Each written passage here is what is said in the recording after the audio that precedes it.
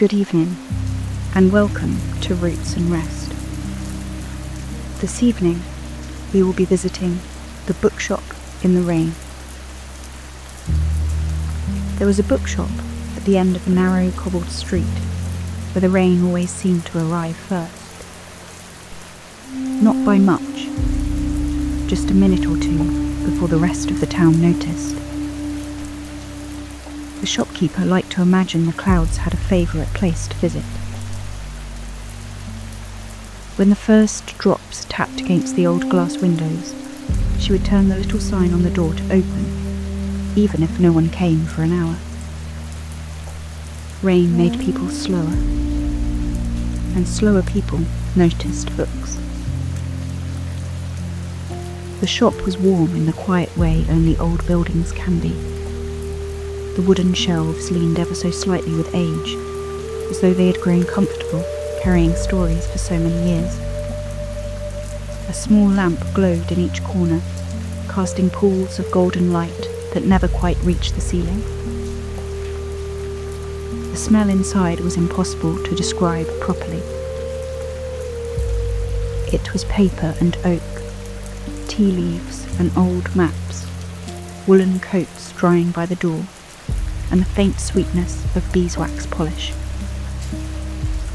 If memories had a scent, it might have been something like this.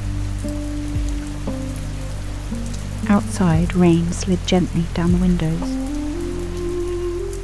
Inside, the world became wonderfully unhurried. Some visitors wandered straight to their favourite shelf. Others simply stood listening. Rain has 1,000 different sounds depending on where it falls. On slate roofs, it whispers. On leaves, it applauds softly. On old glass, it hums. The bookshop seemed to collect every one of these sounds until the whole building felt like a gentle instrument playing the same peaceful song.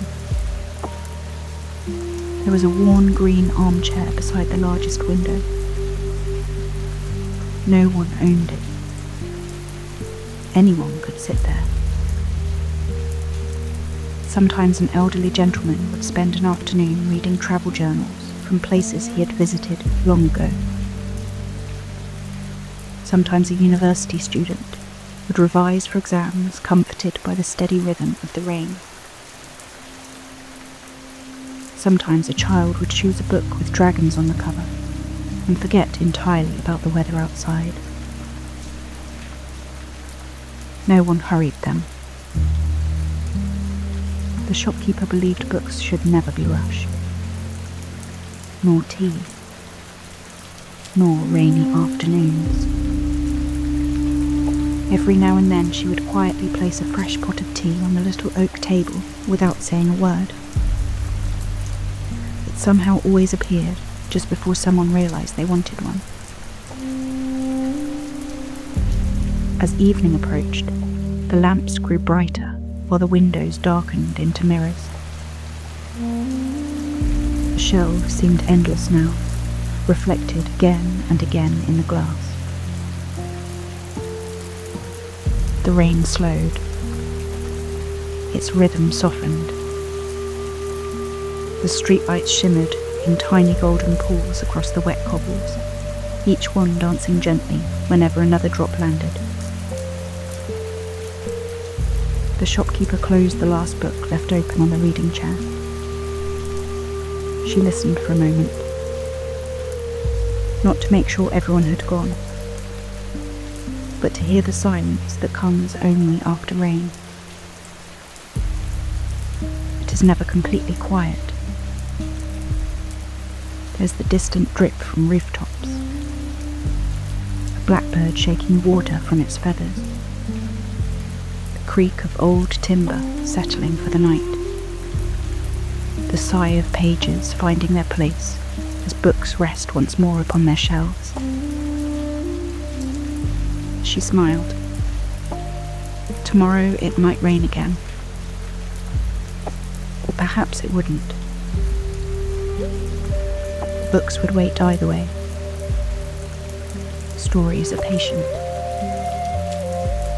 And somewhere, perhaps not very far away, another person would be longing for a warm chair, the scent of old pages, and the comforting sound of rain upon the window. If you imagine yourself there now, you can almost hear it. The gentle tapping on the glass, the quiet turning of another page,